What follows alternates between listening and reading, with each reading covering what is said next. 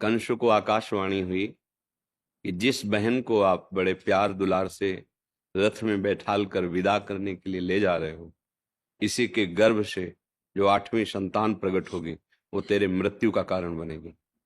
आकाशवाणी सुना, क्रूर कर्मा था। जब देवकी नहीं रहेगी तो संतान कैसे होगी? जिसका अभी इतना प्यार दुलार से रथ पे बैठाल कर विदाई करने के लिए ले जा, केश पकड़ ले, तलवार खींची, वसुदेव जी हाथ जोड़कर बोले आपको ऐसा नहीं करना चाहिए। आपकी प्यारी बहन है, अभी तो देखो मेहंदी लगाए हुए सुहाग के चिन्हों से युक्त है। आपको ऐसा नहीं, आप वीर पुरुष हैं। स्त्री की हत्या करना वीर पुरुषों के लिए नहीं, शोभा नहीं देता। रही मृत्यु की बात, तो जिसका जन्म हुआ उसकी मृत्यु होती ही है। आपको अगर ये डर लगता है कि इनके पुत्र से होगी, तो मैं वचन देता हूं जो जो पुत्र होगा वो आपके।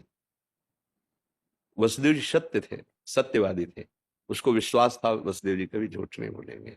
छोड़ दिया देव। तब उस प्रसंग में कहा है कि आयु हुई मृत्यु से बचने और टालने का पूरा उपाय करना चाहिए। जब नहीं बच पाए तो बात अलग की है। ऐसी हुई आए हुई विपत्ति का, आए हुए संकट का जो हमें ज्ञान है, जितनी हमारी बुद्धि है, जितना हमारे पास बल है, उससे हम निवृत्त होने का पूरा उपाय करेंगे। प्रारब्ध को लेकर नहीं बैठ जाएंगे फिर असफल हो गए, अब विचार से हम उसका समन करेंगे कि प्रयास पूरा किया पर विधान ऐसा ही था, मुझे हारना था, मुझे दुख भोगना था, या अमुक घटना होनी थी, मैंने तो पूरा प्रयास किया। प्रयास के लिए कहीं निषेध नहीं किया गया। पुरुषार्थ करने पर भी यदि हमारी पराजय हो रही है तो फिर दैव बलवान हो गया। दैव माने पूर्व प्रारब्ध बलवान हो गया। अब ऐसा नहीं कि कोई हमारे साथ अभद्र व्यवहार कर रहा है तो हम चुपचाप सहन कर रहे हैं, नहीं, हम उसको कानून, एक विधान बनाया गया है, हम उसकी रिपोर्ट करेंगे। इसके बाद वो दंडित नहीं किया जा रहा, छोड़ दिया जा रहा है, तो हम सहन करेंगे कि शायद हमारा प्रारब्ध ही ऐसा है, वो पर हम उसका विधान करेंगे। अब कोई हमारे मारने के लिए आ रहा तो गर्दन थोड़ी ऐसे झुका देंगे। हम गृहस्थी में हैं, व्यवहार में हैं, हम लड़ेंगे। जब नहीं जीत पाएंगे, गर्दन उतार देगा तो बात अलग की है। सिद्धांत को समझना होगा, नहीं तो मतलब फिर चूक हो जाए, कायरता आ जाएगी। फिर कायरता नहीं आनी है। परिणाम पर हमें ध्यान देना है।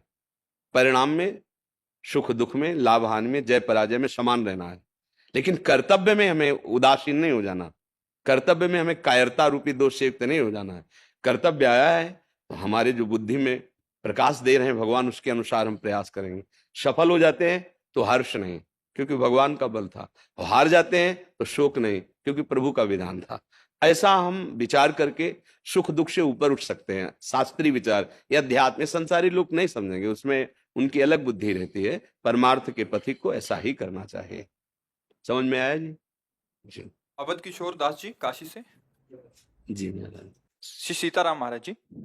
महाराज जी, भगवान के दर्शन जल्द से जल्द कैसे हो पाएंगे, आप कृपा करके बताएं सरकार। देखो, पहली बात तो परम स्वतंत्र न सिर पर कोई, वो परम स्वतंत्र हैं, उनको तपस्या से साधना से खरीदा नहीं जा सकता। और दूसरी बात है, कबीरदास जी कह रहे हैं, कबीरा हंसना छोड़ दे, रोने से कर प्रीति, बिन रोए किन पाइया, प्रेम प्यारा मीत। जो हमारे परम प्राण प्यारे आराध्य देव हैं, व्याकुलता आ जाए उनसे मिलने के लिए, यही शास्त्रों में पाया गया है। बहुत सहज में एक दृष्टांत में, एक संत तपस्या कर रहे थे बरगद के पेड़ के नीचे और एक पीपल के नीचे। बहुत समय से तप परायण थे, भजन परायण। तो वहां से देवर्षि नारद जी निकले, तो प्रणाम किया। थोड़ी देर वार्ता बोले जा रहे हैं, आज नाथ के दर्शन करेंगे धाम में, वैकुंठ धाम में। बोले महाराज, आप प्रभु से एक बात पूछ सकते हैं कि हमें कब प्रभु का साक्षात्कार होगा? दोनों संतों ने कहा। बोले हाँ जरूर पूछेंगे और लौट कर हम आपको बताएंगे। लौट कर जब आए तो पहले पीपल वाला मिला, बाद में बरगद वाला। उधर से आए थे तो पहले बरगद वाला मिला। पीपल वाले ने पूछा महाराज भगवान मिलेंगे? तो उन्होंने कहा कि भगवान ने कहा कि जो बट वृक्ष के नीचे रहते हैं उनको तो इसी जन्म में मिल जाएंगे, लेकिन आपको जो पीपल के जितने पत्ते हैं, इतने बार जन्म लेकर भजन करना होगा, तब आपको भगवान मिलेंगे। वो नाच पड़े, रोने लगे। ऐसी अद्भुत स्थिति हुई, उसी समय भगवान प्रकट हो गए।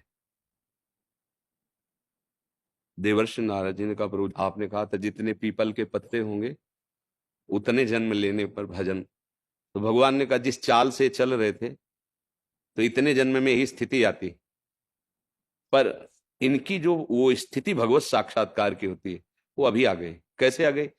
भगवान मुझे जान रहे हैं कि भजन कर रहे हैं, भगवान ने वादा किया मिलेंगे, बस इतनी वो सब भूल गए। भगवान मुझे देख रहे हैं ना, मुझे जान रहे हैं कि मैं उनका भजन कर रहा हूं और वो हमसे मिलेंगे ना। इतने में ऐसी विकलता हुई, ऐसी व्याकुलता हुई कि भगवान का तत्काल साग मद भक्ता यत्र गायंती तत्र तिष्ठा नारद। मेरे भक्त विकल होकर जहां गान करते हो मैं। अब वो विकलता कितने मिनट में, कितने दिनों में, कितने वर्षों में, कितने जन्मों में। दया निधान भगवान कब किससे मिल जाए उनके लिए कोई नियम नहीं है, पर संतों ने, आचार्यों ने यही रखा है भगवत साक्षात्कार का स्वरूप कि निरंतर भजन करते हुए सब विस्मरण हो जाए। मैं कौन हूं, संसार क्या है, कामना वासना भोग सब शांत, तो अपने आप भगवत साक्षात्कार हो जाएगा। जिस समय हमारे हृदय में जाहि न चाही कबहु कछु तुम सन सहज सने, तो दर्शने केवल नहीं है, दर्शन ही नहीं, भगवान आकर उसके हृदय में ऐसे बस जाते जैसे अपने घर में कोई आराम से रहता है। जाहि न चाही कबहु कछु तुम सन सहज सने, बसहु निरंतर तासुर सोराउर निजगे। भगवान से वाल्मीकि जी महाराज बता रहे हैं कि वो आपका निज घर है, उसके हृदय में। तो चाह भगवान के दर्शन की अन्य चाहों को मिटा दे, वो नाम का बल होता है। क्योंकि जब नाम जप किया जाता है तो सबसे पहले पापों पर प्रहार करता है और फिर पाप प्रवृत्ति कामनाओं पर प्रहार करता है, दोनों को नष्ट कर देता है, पाप और पाप प्रवृत्ति का। अब ये थोड़ा बड़ा माला चलाए फिर संसारिक भोगों में लगे तो उनको अनुभव नहीं होगा। जो डट करके भजन कर रहे हैं, अपनी इंद्रियों को अधर्म से रोक रहे हैं, उनको अनुभव नहीं लगेगा। जैसे पवित्र एक नशा है नाम में, एक अद्भुत आनंद है, पर वो तभी आएगा जब हमारी कामनाएं शांत हो जाएंगी, पाप नष्ट हो जाएंगे, निर्मल, तब वो एक नशा नाम छोड़ नहीं सकते। फिर उसी नशे में, उसी नाम के जो एक खुमारी सी चढ़ी रहती है, उसी में फिर व्याकुलता पैदा होती है। अब जिया नहीं जा रहा, दरस बिन दुखन लागे नैन। आज की भी शाम गई, धिक्कार हमारे जीवन को, प्रभु नहीं मिले। चिल्ला चिल्ला के एकांत में रोता है, प्रभु मेरे में तो सामर्थ्य नहीं, मैं तब आप तक आ जाऊं, पर आप तो आ सकते हो। मैं पतित हूं माना, पर आप तो पतित पावन है ना। मैं दीन हूं माना, पर आप दीनानाथ है ना। मैं अधम हूं, पर आप तो अधम उदाहरण। वो बातें होने लगती हैं, इतनी तन्मयता बढ़ती है को भगवान को अपने सामने देखने लगता है। फिर कभी नाचता है, कभी हंसता है, कभी रोता है, वो अद्भुत स्थिति आ जाती है। पर वो तभी आती है जब सकल कामना हीन जे राम भगत रसलीन। अगर हम भगवान का भजन करें, भगवान की चर्चा, बस राग द्वेष जनित चेष्टा, राग द्वेष जनित चिंतन, इससे बच जाए।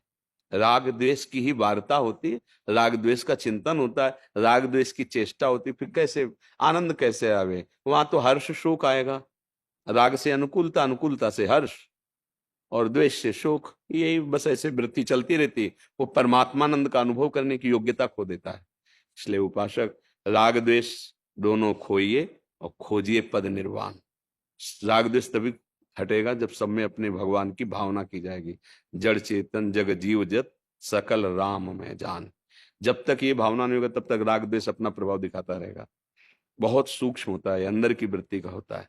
तो ये सब नाम कर देगा, खूब नाम जब करे भगवद आश्रित होकर, और कोई कितना भी द्वेष की परिस्थिति उपस्थित करे उससे द्वेष न करे, कोई कितना भी प्यार करे पर राग न करे।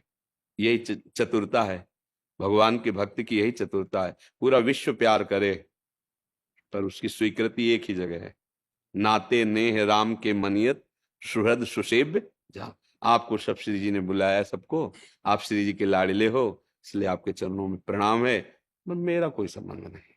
श्री जी के संबंध से संबंध, नाते नेह राम के। अगर अंजन कहाँ आंख जो फूटे, बहुतक कहो कहाँ लो। वो अंजन ही क्या जो आंख फोड़ दे, समझे? वो संबंध ही क्या जो दृष्टि हटा दे, भगवत दृष्टि हटा दे। भाई हमारे शिष्य हो या आप हमारे मित्र हो, ये बहुत सेवा करते हैं, वो बहुत कुछ नहीं, एकमात्र मेरा भगवान इन रूपों में आकर हमें दुलार दे रहा है। इतना प्यार मेरे भगवान ही दे रहे हैं, बस नाते नहीं है राम। वो अंजन क्या जो आंख फूट जाए, हमारी आंख क्या है, हमारी दृष्टि क्या है, श्री राम मैं सब जगह। हमारी दृष्टि खत्म कर दे वो प्यार किस बात का। हमारा भाव बदल जाए, स्त्री पुरुष का भाव हो जाए और दुश्मन और मित्र का भाव हो जाए तो हम तो फेल हो गए, मार्ग से गिर गए। फिर वो अंजन क्या जो आंख फोड़ दे, वो प्यार क्या जो हमारे प्यार को लूट ले जाए। हमारा प्यार सुरक्षित रहना चाहिए। कैसा? सब में मेरा प्रभु है, चाहे जैसा व्यवहार करो नाथ, आपके सिवा कोई और है ऐसा मान नहीं सकता। भले दिखाई ना दो, भले नहीं देख पा रहे, पर गुरुजनों ने, आचार्य जनों ने यही आदेश किया है, सर्वानुवस्तया निरीक्ष परम स्वाराध्य बुद्धिर्मम, सब जगह देखो मेरा आराध्य देव। बस भगवत साक्षात्कार हो जाएगा। बहुत कृपा है अगर ये बातें हम अपने जीवन में उतार लें। प्रवचन तो बहुत होते हैं, पर उनको उतारा जाए, रंग तभी आएगा जब उतारा जाए।